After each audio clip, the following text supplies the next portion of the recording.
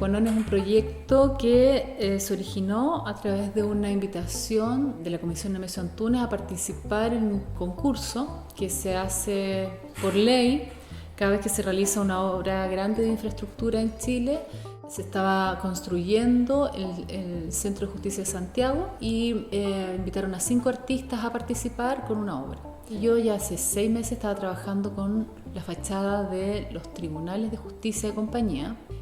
Entonces cuando me hacen la tercera llamada por teléfono para invitarme y me dicen que en el Centro de Justicia es el concurso, yo dije, en realidad quizás podría ser la posibilidad de que yo pudiera hacer esto que estoy empezando a desarrollar con la fachada de tribunales de justicia. Como ya estaba trabajando con los planos de los tribunales de justicia, me conseguí los planos del futuro Centro de Justicia y además nos llevaron a una conversación con Cristian Bosa. Y cuando estuve ahí y escuché al equipo hablar de cómo se pensó el Centro de Justicia, a mí hubo cosas que me llamaron mucho la atención. Por ejemplo, el tema de la utilización de los materiales en la arquitectura, cómo todavía están ligados a representaciones simbólicas. Por ejemplo, los arquitectos decían, y vamos a usar mucho cristal y vidrio por la transparencia de la justicia. Los volúmenes son todos equilibrados y más o menos homogéneos por el equilibrio de la justicia. Y el edificio tiene un alerón que une todos los volúmenes, ¿no? Que es una especie de techumbre que tiene arriba, que une todo el conjunto arquitectónico por la unidad de la justicia. Para concluir, en el centro del patio duro, que es gigantesco, un espejo de agua y el conjunto arquitectónico rodea esta plaza dura, ¿no? Entonces tú tienes aquí Defensoría, la Fiscalía y acá los tribunales de justicia. Y cuando yo estaba trabajando ya en la mesa con los planos, me di cuenta de que los planos que yo tenía del Palacio de Justicia de Compañía me entraban casi por completo dentro del espejo de agua. Y ahí yo empecé, claro, yo dije, wow, aquí hay algo súper interesante, porque de alguna manera un edificio neoclásico tiene ciertas proporciones ya, de alguna manera es un poco gigante respecto al edificio clásico, de la Grecia clásica o del templo clásico, que es desde donde nos inspira el neoclásico, porque el templo clásico sí tiene una relación con el cuerpo del ciudadano, del ser humano, con el cuerpo. Pero en el neoclásico esta proporción se olvida y los edificios se agigantan para representar, ¿no?, la república, para representar el poder. O sea, la arquitectura es una representación simbólica del poder. Entonces se agiganta, al agigantarse el ciudadano también disminuye en términos de proporción con respecto a la arquitectura, a la proporción que tenía con respecto al templo griego. Entonces, que ahora esta fachada neoclásica entrara en la pileta de agua del Centro de Justicia, a mí me parecía muy interesante en términos de proporción, porque si ya éramos chiquititos frente al neoclásico, ahora éramos mucho más chiquititos los ciudadanos frente a la representación simbólica del poder o de la justicia en este caso. La idea era hacer la fachada de los tribunales de justicia a escala 1:1 en fibra de vidrio, ¿no?, translúcida, y que fuera un sobrerrelieve, ¿no? Y todo el dibujo neoclásico que quedara muy bien trabajado a escala 1:1 con sus detalles en el espejo de agua. Y la obra se llamaría Sine Qua Non, ¿no?, porque de alguna manera esta frase enlaza una idea con otra, ¿no? Esto, sin lo cual no, esto otro. Entonces, Sine Qua Non es sin lo cual no. De alguna manera, el sacar esta frase del derecho romano era estar totalmente dentro de este lenguaje judicial y de representación de la justicia que me interesaba abordar. Ahora, toda la historia del proceso para llegar a realizar hoy día la obra ha sido muy complejo. O sea, esta obra a los 10 días de que ganó el concurso del Ministerio de Obras Públicas fue censurada. No pude firmar el contrato para realizar la obra. El Ministerio de Obras Públicas se vio totalmente subsumido por la orden del ministro de Justicia en ese entonces, el ministro Bates, que dijo la obra no se realiza y todo el proceso quedó paralizado. Y empezó toda una búsqueda mía como artista de ver qué posibilidades tenía yo como ciudadano cualquiera, común y corriente, de poder, ¿no?, enfrentarme a estos dos grandes poderes, por un lado el Ministerio de Obras Públicas y por otro lado el Ministerio de Justicia, para ver si yo lograba realizar mi obra. La Universidad Diego Portales tiene una clínica de derechos humanos y ellos se habían enterado de mi caso y me puse en contacto con ellos y ellos tomaron el caso. La Clínica de Derechos Humanos hizo todo lo que se podía hacer en Chile para, en términos de demanda, para que se realizara mi obra. Y perdimos todo, perdimos en los tribunales, perdimos también en la Corte Suprema. Entonces, cuando ya terminamos todas las instancias en Chile, ellos llevaron el caso al Consejo Interamericano de Derechos Humanos en Washington. Que una censura hubiera llegado hasta esa instancia, ¿no? Fue como también para nosotros un aprendizaje. Y hace 3 años atrás, más o menos, se acercó a mí nuevamente el Ministerio de Obras Públicas a través de su inspector fiscal y el equipo técnico de la Comisión Nemesio Antunes para ver la posibilidad de que yo realizara la obra.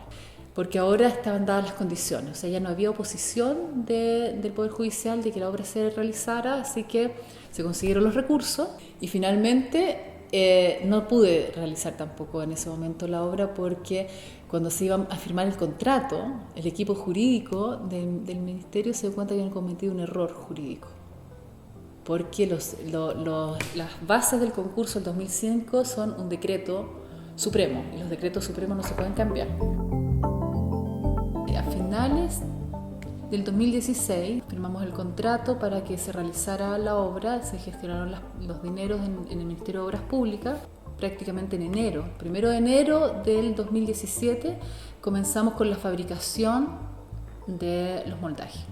Para la fabricación de los moldajes necesitábamos un galpón muy grande, pero conseguimos con la empresa Exfibro que nos arrendaron por un par de meses un patio que generosamente Juan Aguilar, el gerente general de Exfibro, nos prestó para poder hacer los moldes, porque como eran moldes muy grandes, era muy delicado el traslado. Entonces, así íbamos a quedar a unos metros de la fábrica de fibra de vidrio para que se realizaran las piezas.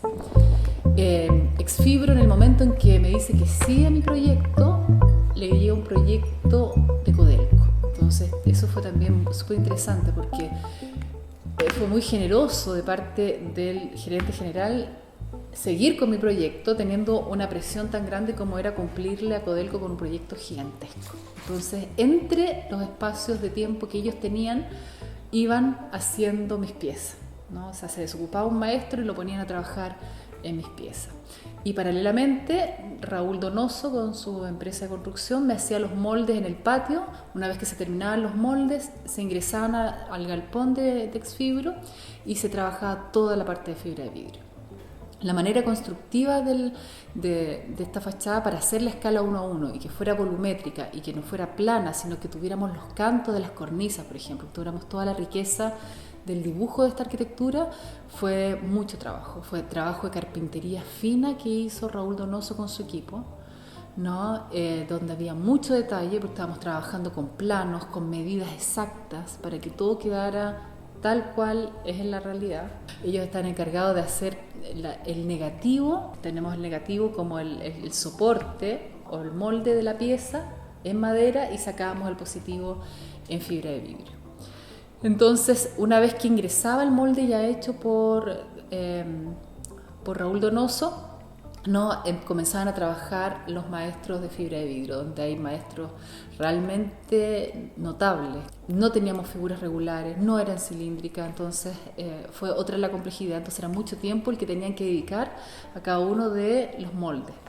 Y la idea de la resina, ¿no? De la fibra de vidrio, era trabajar justamente un material que fuera liviano, para no nos costara mucho el montaje, y por otro lado que tenga esta versatilidad que tiene la fibra de vidrio cuando tú la usas con su tono natural, que reacciona mucho con la luz.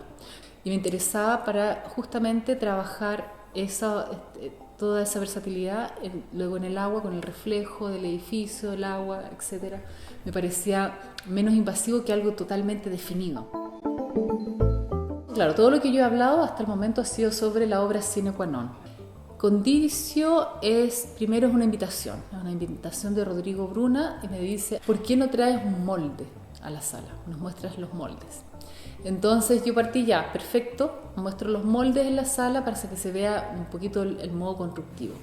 Pero a medida que fue pasando el tiempo, como se alargaban los procesos y no me dejaban entrar a montar, pasó que por un lado, como eran piezas tan complejas, una vez que sacábamos el molde, muchas veces el molde se destruyó. Y por otro lado, muchos de los moldes o quedaron destruidos o se botaron sin querer en las limpiezas que se hacen en la fábrica. Y otros moldes que ahora están en Exfibro, que son, yo creo, todas las ventanas, todas las puertas, ¿no? Las columnas, no las podía traer porque no caben por la puerta de entrada de la facultad. Conditio es la condición, ¿no? Porque sine qua non es la condición sin la cual tú no, o sea, yo tengo esto, sin la condición sin la cual yo no puedo hacer esto. He pensado mucho en el tema de los derechos de los artistas, en los códigos de buenas prácticas de los artistas. Me gustaría mostrar las condiciones de producción de una obra de arte, porque muchas veces uno ve la obra terminada, pero uno no sabe todo el barullo, todo el trabajo, todos los procesos sociales, políticos, materiales, económicos que han tenido que suceder para que la obra esté ahí, ¿no? Entonces, conditio es justamente darle valor o poner en valor, ¿no?, el trabajo de los maestros, la posibilidad de tener los materiales para trabajarlo, la posibilidad de tener el dinero para pagarle a los super especialistas que hicieron los moldes y a los super especialistas que hicieron las piezas en fibra de vidrio. O sea, las obras no aparecen por sí solas. Entonces, las condiciones de producción para los cuerpos de los artistas es algo que me gustaría que quedara por lo menos cercana al espectador. Esto es un porcentaje mínimo, yo diría que es el 0,01% de lo que ensucié Santiago haciendo esta obra, ¿no? En términos de materialidad, de uso de materiales, de uso de mano de obra, ¿no? El empeño de los trabajadores que le pusieron mucho cariño a las piezas, ¿no? Porque las piezas están realmente impecablemente hechas. Entonces Conditio viene a dar cuenta de ese trabajo que se invisibiliza muchas veces con la potencia de la obra. Tú ves la obra terminada y te olvidas de, no, todo el trasfondo por todo lo que tuvo que pasar el artista, los trabajadores, las negociaciones que se tuvieron que hacer, los acuerdos presupuestarios, los pagos, ¿no?, que es toda la parte material de la obra, ¿no? Entonces Conditio justamente es un fragmentito, como una muestra de tejido de la realización de sine qua non.